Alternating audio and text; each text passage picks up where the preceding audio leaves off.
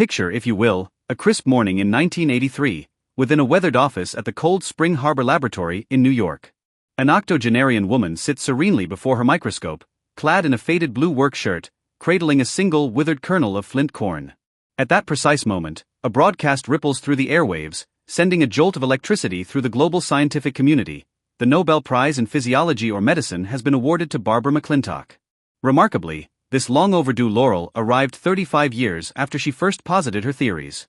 In the weary decades prior, she had been dismissed by the scientific establishment as a crazy eccentric or an inscrutable recluse. Tonight, by the soft flicker of the hearth, let us immerse ourselves in her true life through this story, one you need not labor to remember.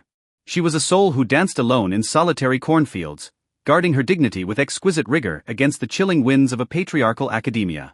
Why does supreme talent so often walk hand in hand with abyssal loneliness? In the quiet of the night, let us slowly unveil the luminous and solemn mystery of the prophet of the cornfield. Barbara's life was characterized from the start by a certain misfit clarity.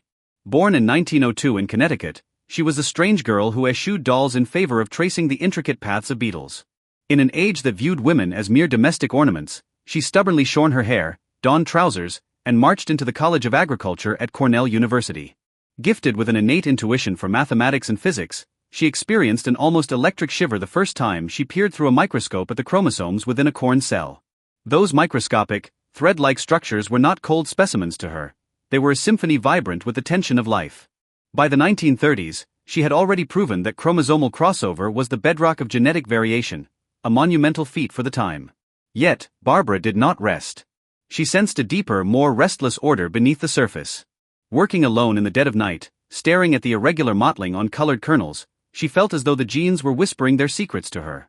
That solitary, almost liturgical focus rendered her alienated from the crowd, but it bestowed upon her a piercing gaze capable of seeing through the veil of material reality. In the 1940s, Barbara arrived at the renowned Cold Spring Harbor Laboratory, embarking on the most brilliant yet desolate solo struggle of her life.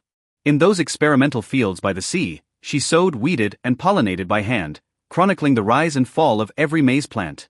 Genetics at the time held that genes were like beads on a string, fixed eternally in place. However, through painstaking observation, Barbara discovered that certain genes actually jumped across chromosomes, shifting their positions to act as switches for other genes. These were the famed transposons, or what we now call jumping genes. When she confidently unveiled this discovery at a 1951 symposium, the audience, men accustomed to linear thinking, responded with a deathly silence. Some mocked her methods as primitive, others whispered that her long-standing isolation had birthed hallucinations. This collective arrogance and cold violence from the academic community acted as an icy wall, attempting to entomb this diminutive woman within her fields. In that moment, Barbara realized the world was not yet ready for the truth. She chose a response of extraordinary grace. She ceased publishing her findings and stopped trying to persuade anyone. She retreated to her cornfields like a hermit guarding a forbidden fruit, continuing her dialogue with the divine in the stillness. Thus began a seclusion that spanned over 20 years.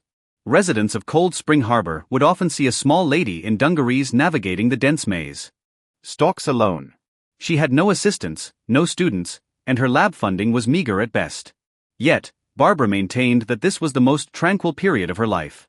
Freed from the distractions of fame and profit, she could finally merge her perspective with that of the plants. She once described this state: "I became part of the system. When I was really iterating with them, I didn't feel myself there. I could feel the rhythm of a single cell dividing." This Zen-like state of self-transcendence sustained her through long years of being misunderstood. In her humble quarters, using the most rudimentary microscope and meticulous hand-drawn diagrams, she perfected the logic of jumping genes. As the sea breeze rustled the cornfields at night, she sat beneath a dim lamp, mending the tapestry of human genetics like fine embroidery. Her almost clinical loyalty to the truth allowed her to maintain a noble self-respect during her time on the margins. She required no peer validation, for every spot on a maize leaf was already its own ultimate reward. Time is the most impartial judge of truth. By the 1970s, the explosion of molecular biology finally caught up with Barbara's stride. As a younger generation of scientists utilized gene sequencing to discover jumping genes in bacteria, yeast, and even human cells, they looked back in awe to find that 30 years earlier, a woman in a desolate field had already written all the answers. Recognition rushed back to the small town like a surging tide, yet Barbara displayed none of the expected ecstasy. She maintained her gentle yet resolute distance. When reporters swarmed to photograph her, she would apologetically point to her lab bench and say, "I'm sorry, I must categorize these specimens." This indifference to fame was not an affectation, it was the result of a profound reconciliation with the laws of the universe achieved through her long isolation. In 1983, the Nobel Committee finally acknowledged her greatness, citing her as the only woman to receive an unshared prize in that category. In the days following the ceremony, she continued to decline lucrative speaking invitations, residing still in her leaky apartment at Cold Spring Harbor. Her life seemed like a grand wait, but in her own logic, she never waited for the world. She was simply keeping company with the truth. In 1992, Barbara McClintock passed away peacefully in Cold Spring Harbor at the age of 90. Upon her departure, the view outside her window was still the same cornfield she had watched over for a lifetime. Her vigil taught us that peace lies not in being understood by the world, but in truly perceiving the essence of what you love. She proved that with sufficient focus, one can glimpse the grandest secrets of the universe from the most obscure corner.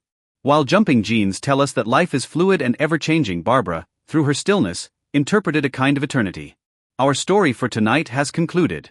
May the purity of this saint of the cornfield bring you some small solace in the deep of the night. Now, please lay down the heavy anxieties of the day. Let your thoughts, like Barbara's corn seeds, fall lightly into the soil to take root and sprout in silence. In that meadow of wisdom, free from strife and prejudice, you will find your own ultimate peace. Good night.